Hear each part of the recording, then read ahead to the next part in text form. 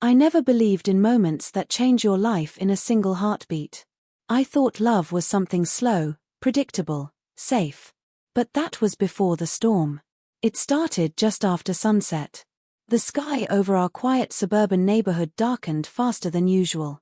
The air felt heavy, still, like the world was holding its breath. I had stopped by my best friend Jake's house that evening to pick up some old gym equipment he said I could borrow. Jake was out of town for work, but he told me his mom would be home. Melissa. I had known her since I was 16. Back then, she was just my best friend's mom. The woman who made the best lasagna. The one who cheered the loudest at our high school games. The warm, kind presence in the background of every memory at Jake's house. But somewhere between then and now, something had changed. Maybe it was me. Maybe I had grown up. Or maybe I had finally started seeing her differently. When she opened the front door, the wind rushed past me into the house. Her hair moved softly around her shoulders, and she gave me that familiar smile, warm, welcoming, effortless. "Hey, you made it before the rain," she said. I smiled back. Barely. Thunder rumbled in the distance. The first crack of lightning split across the sky just as I stepped inside. The storm hit harder than anyone expected.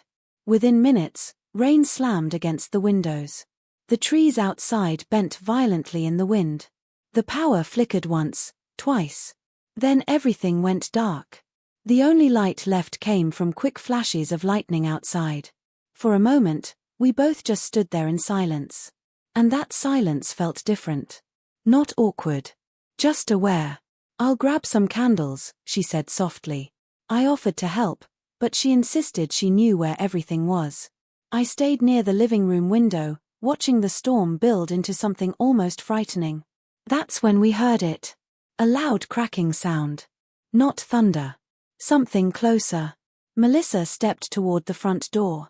That didn't sound good. "Wait," I said. "Let me check." But she was already opening the door. The wind pushed it wide open, rain immediately soaking the entryway. We could see a large tree branch had snapped and fallen near the driveway, partially blocking her car. "I need to make sure it didn't hit anything," she said. Before I could stop her, she stepped out into the storm. The rain was cold and relentless. Within seconds, her clothes were soaked. The driveway was slick, water pooling near the curb. "Melissa, be careful," I shouted over the wind. She turned to respond, and that's when it happened. Her foot slipped. It was fast. 1 second she was steady, the next she lost her balance on the wet pavement. I ran toward her without thinking. She cried out softly as her ankle twisted beneath her.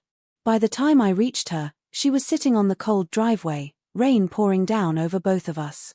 "I'm okay," she tried to say, but I could see the pain in her face. "You're not okay." The wind howled around us.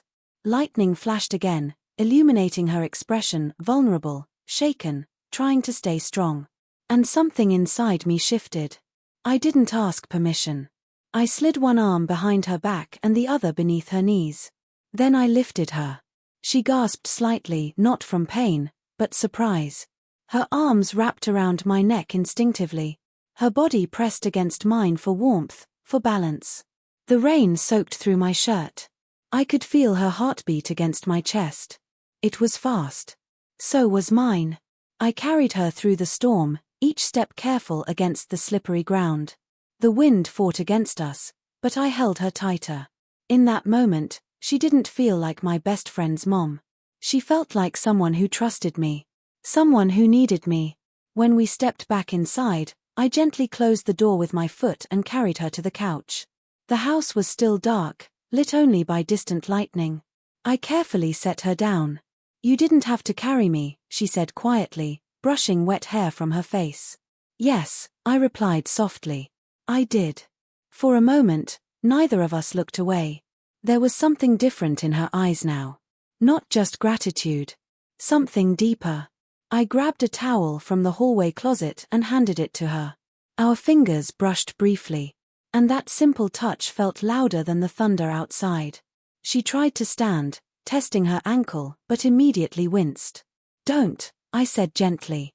I knelt in front of her, instinctively reaching to support her foot. My hands were steady, but inside I felt anything but calm. The lightning flashed again, illuminating the room in white light for a split second. In that flash, I saw her differently. Not as someone older. Not as someone off-limits. But as a woman. Strong. Beautiful. Human. Vulnerable. The candles finally flickered to life on the coffee table, casting soft golden light around us. The storm continued outside, but inside, the atmosphere had changed completely. She looked at me, really looked at me, like she was seeing someone new. "You've grown up," she said quietly. I swallowed. "Maybe," I answered. "Or maybe I just never realized how much you mean to this house, to everyone." Her expression softened. The rain kept falling. Time felt suspended. I helped elevate her ankle onto a pillow, adjusting it carefully. She didn't pull away from my touch. In fact, she leaned slightly closer. The distance between us felt smaller now. Dangerously small. The storm outside had knocked down trees, cut the power, and changed the night. But it had also done something else. It had stripped away comfort. Routine. Boundaries. As thunder echoed one more time across the sky, I realized something I wasn't prepared for.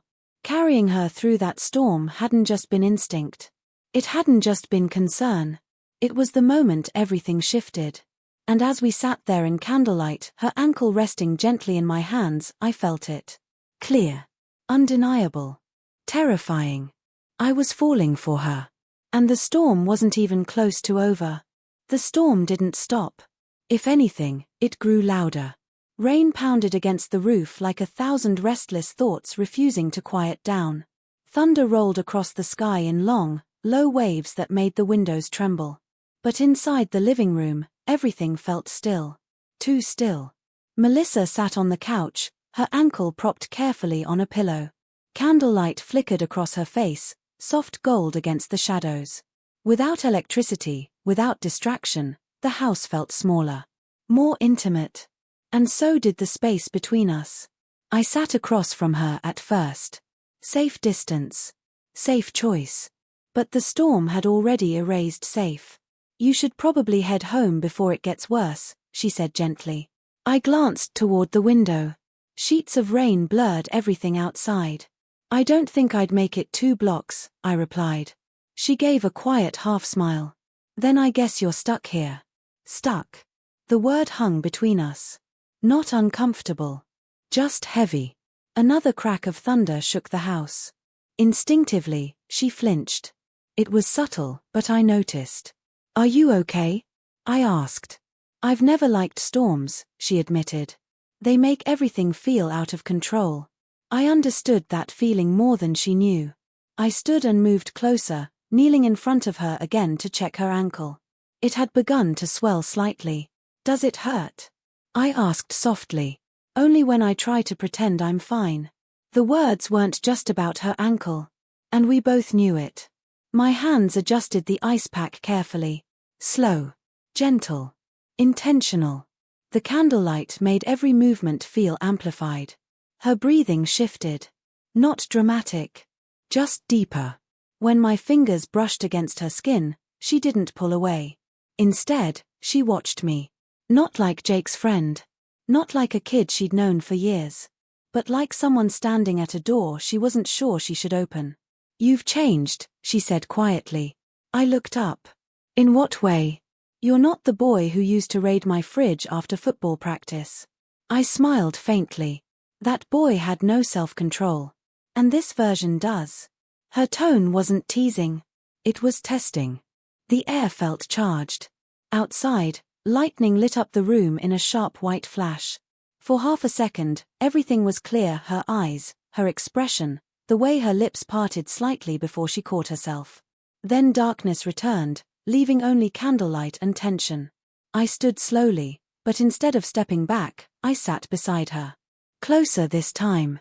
Close enough to feel warmth radiating from her skin. "I don't want you to feel alone during this," I said quietly. Her voice softened. "I'm not alone." The way she said it made my chest tighten. We talked about small things at first. The storm. Jake's trip. The neighborhood losing power last year. But slowly, the conversation shifted. It always does when walls come down. She told me about the quiet after her divorce. About how the house felt too big sometimes. About how strong she had to be for everyone else. You ever get tired of being the steady one? I asked. She looked at me carefully. Every day. The vulnerability in her voice pulled something deep inside me. I didn't think. I just reached for her hand. Slowly. Giving her time to pull away. She didn't.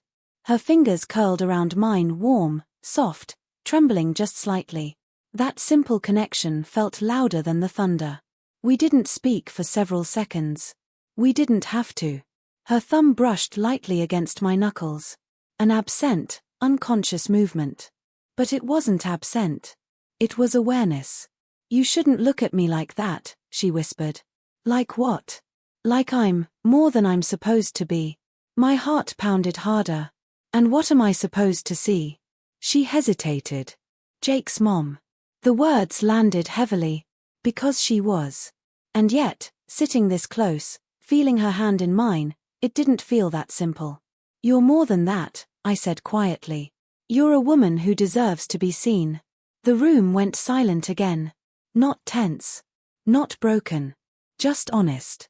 Her eyes searched mine, as if trying to find doubt. She didn't. Instead, she shifted slightly closer. Our knees touched. Neither of us moved away. The storm outside began to soften, but inside, everything intensified. Her breathing grew slower. So did mine. You don't know what you're saying, she murmured. I do. You think this is just adrenaline. The storm. The chaos. Is it? I asked. She didn't answer. Because she didn't know. Or maybe she did. Another flash of lightning illuminated us, this time closer than before. For a brief second, her face was inches from mine. Close enough to see the faint freckles along her cheek. Close enough to feel her breath. Her free hand rested against my chest. Not pushing me away. Just there. Feeling my heartbeat. You're shaking, she said softly. So are you. That was the moment the line blurred completely. Not crossed. But blurred. She leaned in slightly, not enough to kiss. Just enough to test distance. If this goes somewhere, she whispered, there's no going back. I know. And Jake. I would never hurt him. The truth in my voice surprised even me. This wasn't reckless desire. It wasn't fantasy. It was connection. Raw. Complicated. Real. Her forehead gently rested against mine. No kiss. Just contact. Warm. Electric. Everything slowed. Outside, the storm finally began to fade into steady rain. Inside, something entirely new had begun. I haven't felt seen in a long time, she admitted. The confession cracked something open in me. You deserve to, I said. Her eyes closed briefly, as if absorbing the words. And in that fragile, suspended moment, I realized something dangerous. This wasn't temporary. It wasn't confusion. It wasn't loneliness pretending to be love. It was the beginning of something neither of us had planned. Her hand slid from my chest to my shoulder, steadying herself. Or steadying us. We need to be careful, she said softly. But she didn't move away. And neither did I. The candles flickered lower, wax melting slowly down the sides. The storm had forced us into the same space. But choice was keeping us there. And as we sat in that dim golden light, hands intertwined, foreheads touching, I understood something clearly for the first time. The storm outside had shaken the house. But the storm between us.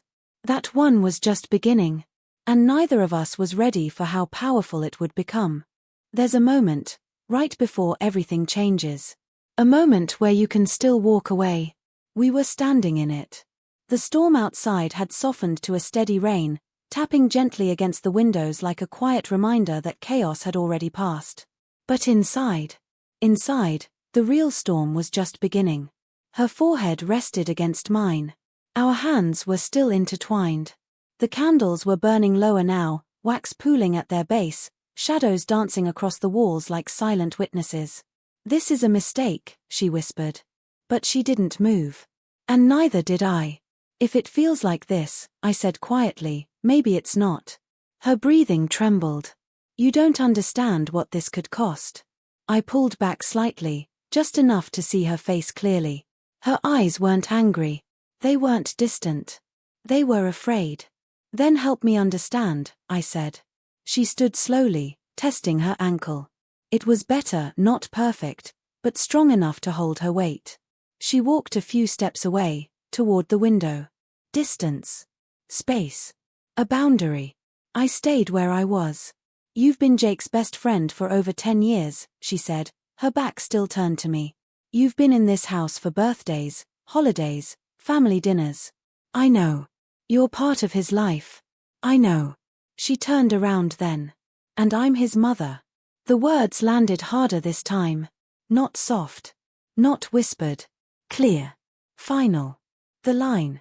The one we weren't supposed to cross. I never meant for this to happen, I said honestly. Neither did I. The rain streaked down the window behind her, distorting the faint glow of streetlights outside. The house felt too quiet now, too aware of what we were saying. She wrapped her arms around herself. Not defensively, but as if holding herself together. You looked at me differently tonight, she said softly. I did. And that look, she paused, swallowing, it made me feel something I haven't felt in years. My chest tightened. What did it make you feel? She hesitated. Wanted. The word filled the room. Not loud. But powerful. I never stopped seeing you, I said carefully. I just never allowed myself to look. Her eyes met mine again. And now I can't unsee it. The honesty hung between us, raw and exposed. She took a step closer. Then stopped. You think this is simple, she said. But it's not just about us. I know it's not. If Jake found out, I would never betray him. Wouldn't we already be? That question cut deep. Because maybe she was right. Even standing here like this emotionally exposed felt like a quiet betrayal. But it didn't feel wrong. That was the terrifying part. It felt real. I care about him, I said. You know that. I do. Then trust that I would never do anything to hurt him. She searched my face, looking for weakness. For selfishness. She didn't find it. Because this wasn't about conquest. It wasn't fantasy. It was connection that neither of us expected. I'm lonely, she admitted suddenly. The vulnerability in her voice shifted everything. After the divorce, after the house got quiet, I learned how to survive. I learned how to be strong. But I forgot how to feel. Her voice cracked slightly on that last word. And that's when I moved. Not fast. Not forceful. I walked toward her slowly, giving her time to step away if she wanted to. She didn't. I don't want to be your mistake, I said gently. She looked up at me. You're not. The space between us shrank again. Dangerously. Her hand lifted slightly, hesitating, before resting against my chest. Right over my heart. It was beating hard. So was hers. You're shaking, she whispered again. So are you. Lightning flickered faintly in the distance, no longer violent, just lingering. This is the part where we stop, she said quietly. Is that what you want? She didn't answer. Her fingers curled slightly into my shirt, pulling me closer. Our faces were inches apart now. Close enough to feel warmth. Close enough to feel breath. Close enough to erase logic. This changes everything, she whispered. I know. And if we cross this line, I won't pretend it didn't happen. Her eyes softened at that. She wasn't afraid of desire. She was afraid of regret. Tell me to walk away, I said. The room felt suspended in time. She could end it right there. One sentence. One push. One step back. Instead, her other hand rose slowly, resting lightly against my jaw. Her touch was gentle. Curious. Intentional. You don't make it easy, she murmured. That's not my goal. A small, breathless, almost smile touched her lips. And then it happened. She leaned in. Not fully. Not recklessly. But enough that our noses brushed. Enough that the world narrowed to nothing but the space between our mouths. I felt her breath. Warm. Unsteady. My hands rested lightly at her waist, not gripping, not claiming, just holding. Waiting. Giving her control. Seconds stretched endlessly. The tension wasn't loud. It was quiet. Intimate. Explosive in its stillness. Her lips hovered just barely apart from mine. An almost kiss. The kind that burns more than the real thing. And in that suspended second, I saw the conflict in her eyes. Desire. Fear. Hope. Guilt. All fighting at once. She closed her eyes. And for a heartbeat, so did I. But just before our lips met, she stopped. Her forehead rested against mine again. Her breathing uneven. We can't, she whispered. Not angry. Not rejecting. Just honest. I didn't argue. I didn't chase the kiss. Because this wasn't about stealing something. It was about choosing something. And choices have consequences. She stepped back slowly, though her hand lingered against my chest for a moment longer. That was too close, she said. Yeah. But I don't regret it. Neither did I. The rain outside had nearly stopped now. The storm had moved on, leaving silence behind. She turned toward the hallway, pausing before disappearing from view.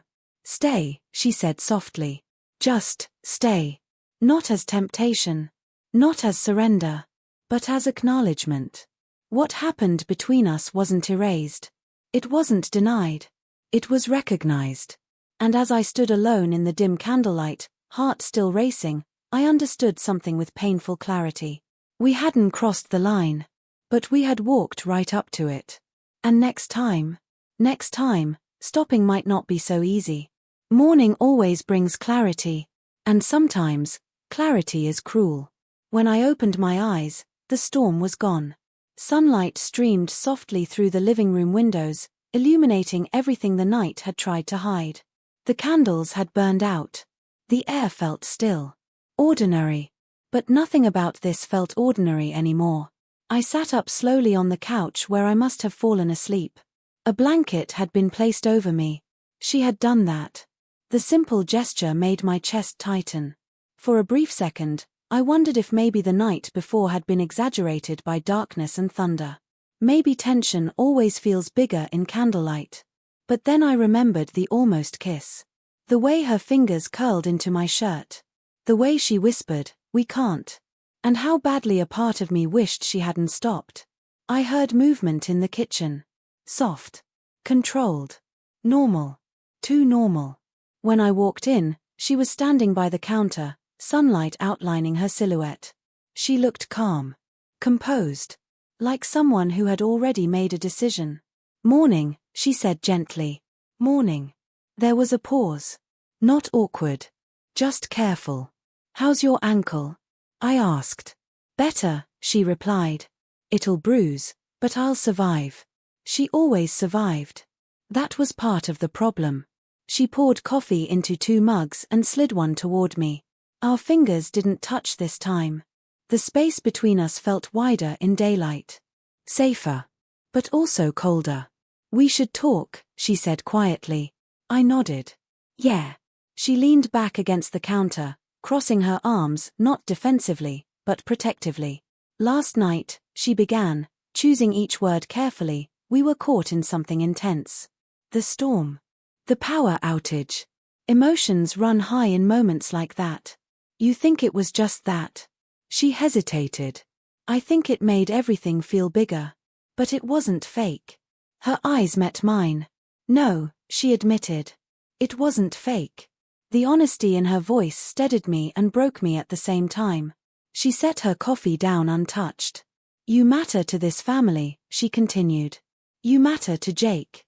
And whether we intended to or not, we stepped into something complicated." "I don't regret what I felt," I said. "Neither do I." The confession lingered between us like unfinished music. "But," she added softly, "regret isn't the only thing that matters." The word Jake didn't need to be said again. He was already in the room with us, invisible, but present. "I would never hurt him," I said firmly. "I know that," she replied. And that's why we have to be stronger than what we felt. Stronger. It sounded noble. Responsible. Adult. It also felt like surrender. There was a knock at the front door. We both froze. It wasn't Jake, he wasn't due back for another day, but the sound alone sent a wave of reality crashing over us. She moved first, opening the door to reveal a neighbor checking in about the fallen tree branch. Casual conversation followed. Light. Harmless. I stood back and watched her smile politely.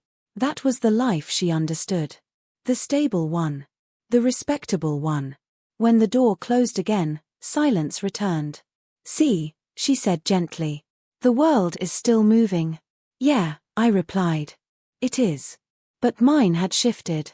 She walked toward the living room slowly, testing her ankle again. I instinctively moved to help, but she raised her hand slightly. I'm okay. The message wasn't just about walking. It was about us.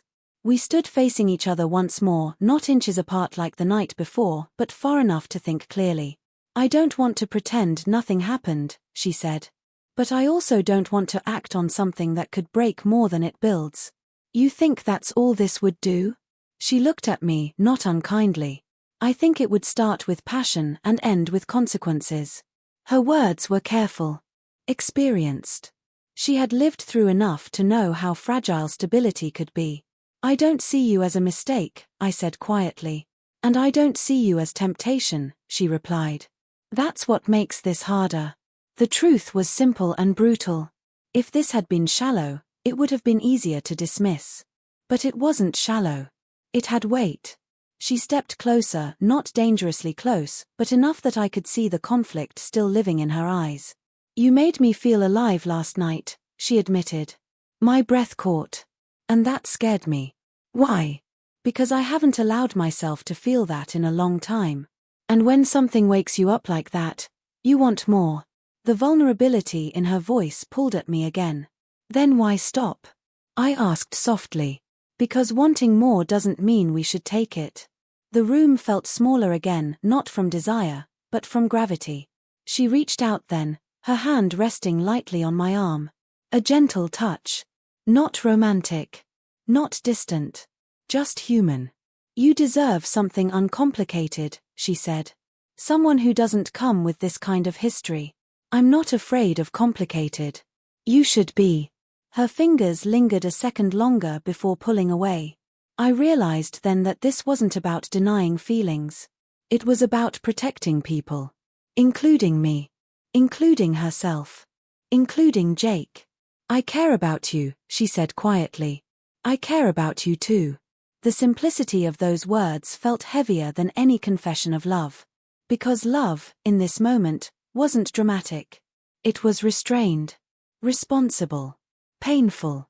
She stepped back again, not abruptly, but deliberately. We're going to let this settle, she said. No rushing. No secrets. No lines crossed. And if the feelings don't go away. She looked at me for a long moment. Then we'll face them when we're not standing in the aftermath of a storm. The finality in her tone wasn't rejection. It was postponement.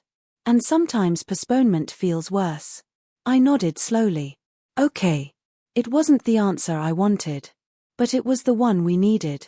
I grabbed my jacket near the door. The sky outside was clear now, almost painfully bright. As I stepped onto the porch, I turned back. She was standing in the doorway. Sunlight behind her. Stronger in daylight. More distant. But still looking at me the same way she had in candlelight. Not as a boy. Not as just her son's friend. But as something dangerous. And real. We're okay, she said softly. Yeah, I replied. But I knew something had shifted permanently. Storms don't just knock down trees. They expose foundations. And ours. Ours had cracks now. Carefully hidden. But undeniable. As I walked down the driveway, I understood one thing with absolute certainty. We had chosen restraint. But we hadn't chosen indifference. And that meant the real test was still coming. You can delay a storm. You can prepare for it. But eventually, it arrives. Jake came home 2 days later. I knew because he texted me. Back in town. You alive after that storm? I stared at the message longer than I should have. Alive? Yes. The same. Not even close. I told myself we had handled it. We had stepped back. We had chosen restraint. Nothing truly happened. Except something had. And silence has weight. That evening, Jake invited me over. Mom made dinner. You're coming. I almost said no. But avoiding him would have been suspicious. And guilt is louder when you run from it. When I pulled into the driveway, everything looked normal. The broken branch had been cleared. The house lights glowed warmly through the windows. Ordinary. Stable. Safe. I walked in, and Jake greeted me with his usual grin, pulling me into a quick hug. Man, you look tired, he laughed. Long week, I replied. Melissa stepped out from the kitchen. For a brief second, the room shifted. Our eyes met. There was no panic. No obvious tension. Just awareness. Controlled. Measured. Good to see you, she said gently. You too. Her voice was steady.